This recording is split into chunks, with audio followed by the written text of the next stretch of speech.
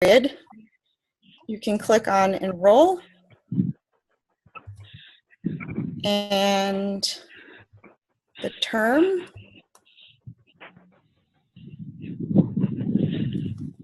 and this is a screen where you add classes. So to add classes, it takes 3 steps. And what you can also do on this page is create what's called a shopping cart, so that when pre-enrollment opens, all you have to do is choose enroll. So I'll show you a couple of different things you can do. Right here, you can add a class number. So if you go back to the roster, top, and if there's a class that you found, typically classes will add by the lab and then they'll auto-enroll you into the lecture. Shawna, So, this is Ann. Yeah. For some reason, we're still seeing just the dust view and just your cursor's moving around. There's no other. Are you? I don't think you mean to be on that page. No. Okay. I'm not sure what's happening, but thanks everybody for chatting. Can you see it now?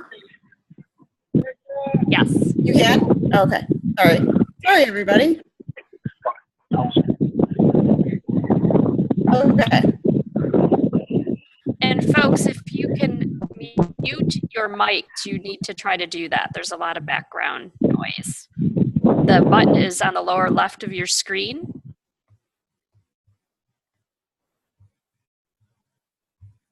Cool. So I'll go back just a little bit so you can all see what I was talking about earlier. This is the class roster. And what I was trying to show you before was you can find any of the classes, and then you can see lecture and lab, and you can also see whether the class is open. And many times a class requires both components in order to add the class. So for this class, you'd have to add a lab along with the lecture. So the most common way that classes are added is you would choose your lab time, and then the lecture would be automatically enrolled. So I just want to go back to the main page so that you can all see again what I meant by enrolling in Student Center. So this is the main Student Center page that everybody has. And there's a lot of information here on the right that would show you your holds. This will show you your enrollment period. So whenever there's a pre-enrollment period or the add drop period, you'll see the dates available here. And then when it's time to add classes, you'll be able to click the enroll link and the semester. And this is the page that you will add classes. You can also drop classes during the enrollment period, and you can swap classes. You can also edit a class if you decide you want to change a grading option, or if you want to change your variable credits, you can also do that through this page. So there's a couple different ways to add classes. The first one is you can enter the exact class number, which is what I was looking for on the class roster.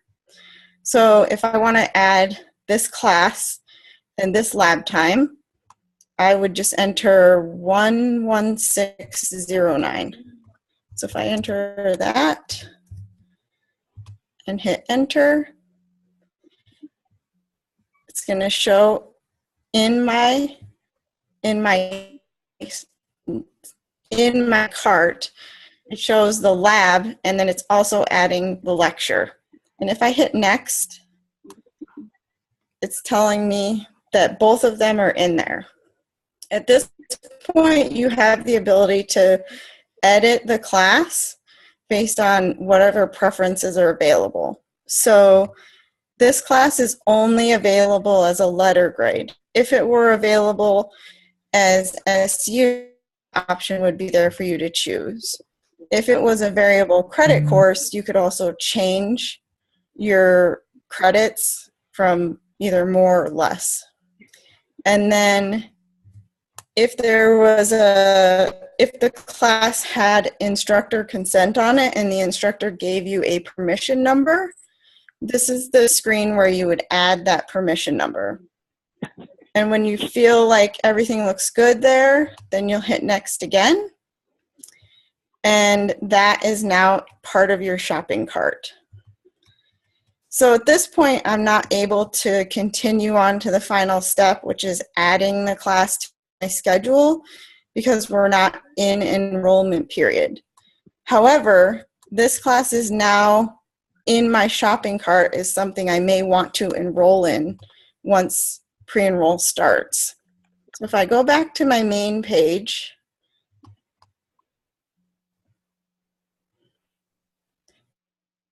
you can see that there's a link here for enroll shopping cart. So you can click that. And then you can see that the classes that I added to my shopping cart are there. And when pre-enrollment is open, all I will have to do is click enroll, which it's telling me that I don't have a valid enrollment appointment right now. So that's a pretty handy feature. If you know the classes that you're wanting to add, you can set them up right in Student Center and have them all ready to go when pre-enrollment opens on July 9th. Hopefully, if you have any questions, you're chatting away. The other thing I quickly wanted to show you was the first year writing seminar. And if we go to here, sorry, I'm going to have to search it.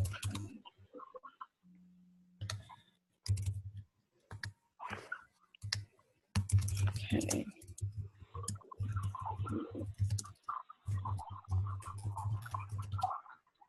So first year writing seminar is a separate process for enrollment. Students need to ballot for first year writing seminars.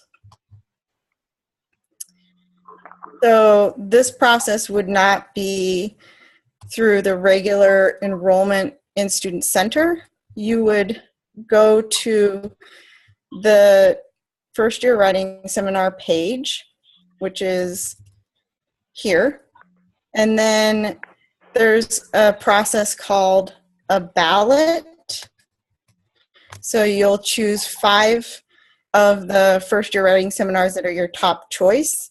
And then the Knight Institute will ballot you in one of your top choices.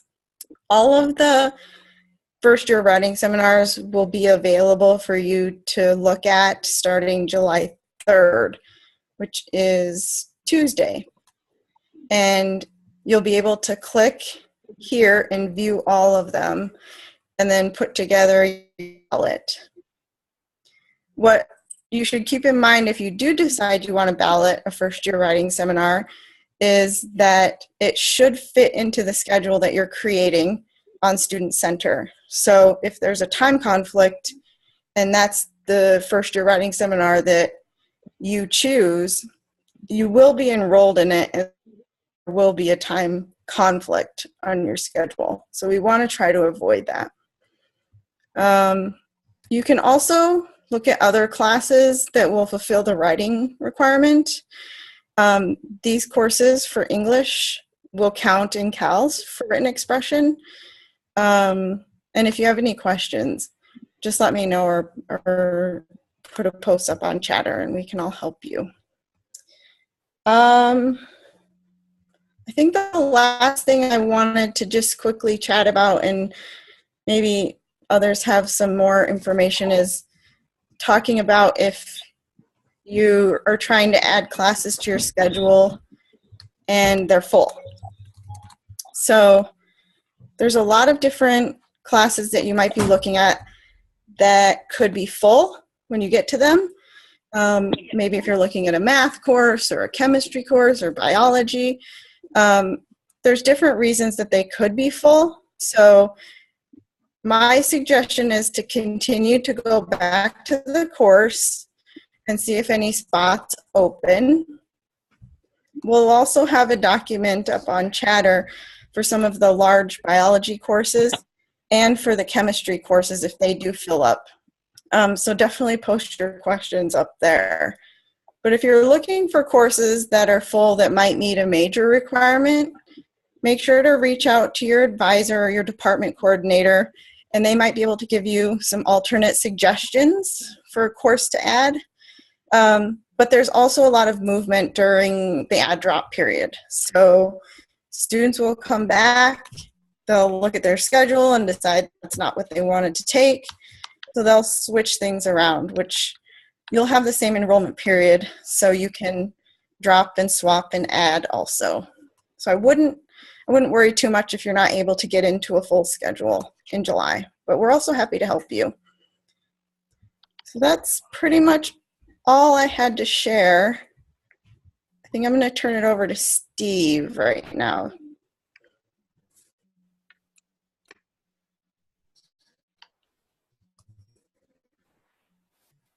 Great.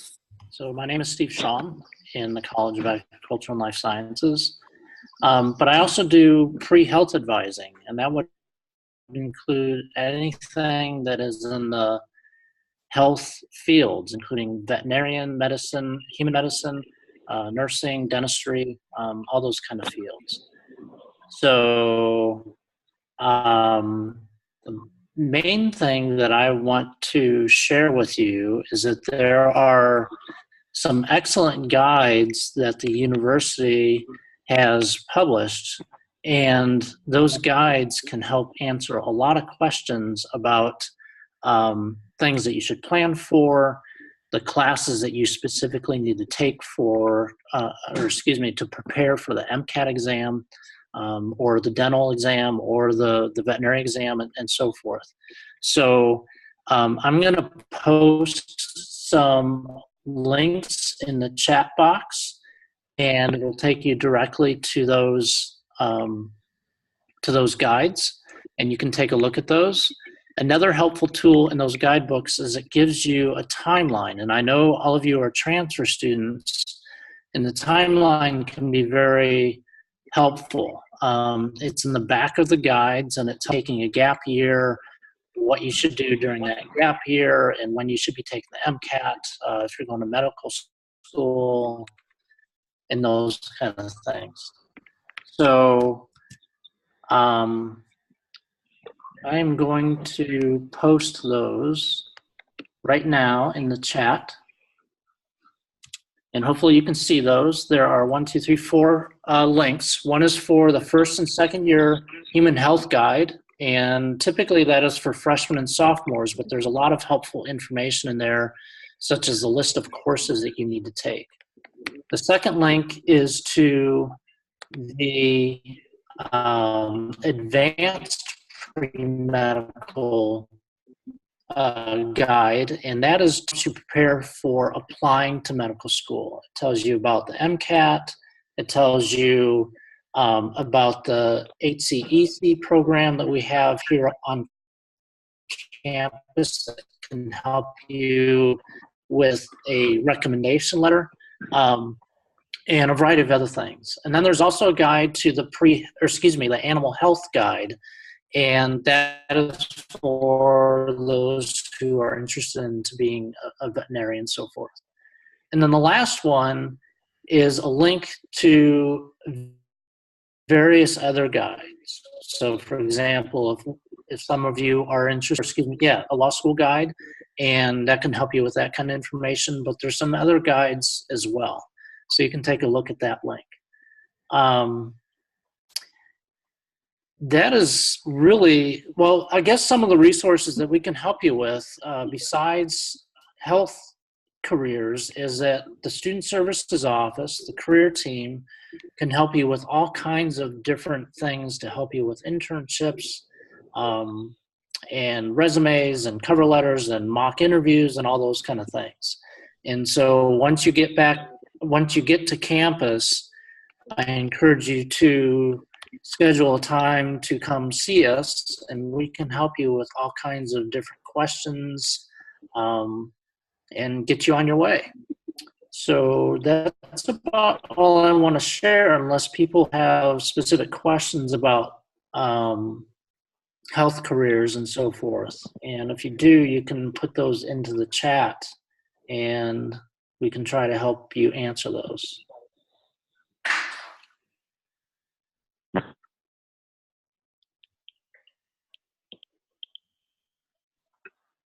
So, Tori, do you have any closing comments, or Anne, do you want to add anything?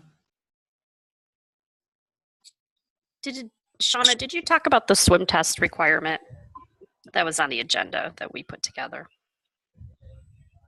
Sorry, I thought I looped it in with the PE, but I probably didn't mention it. So PE and the swim test are exempt for transfer students. If you want to hop in the pool and take the swim test, that's completely up to you, but most transfer students prefer not to. And the same with PE. There's several PE courses, anything from massage to downhill skiing.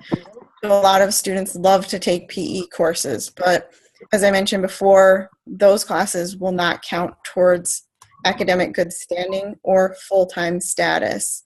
So those PE courses are just basically PE courses. If that's confusing at all, let me know and I can answer any more questions. The other thing I just wanted to quickly update you on was the first year riding seminars. So those are available to any first year transfer students. So this fall, you do have the ability to ballot the first year riding seminar. After the fall semester, the balloting would only be for first year students. So if you do think you want to take a first year riding seminar, you should check them out and enroll in one this semester.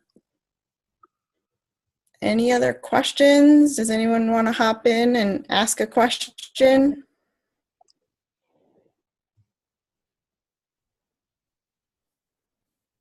Okay. Well, definitely feel free to post some questions up on Chatter. You can always send us an email if you want. Our general email is cals-studentservices@cornell.edu. You can email me directly.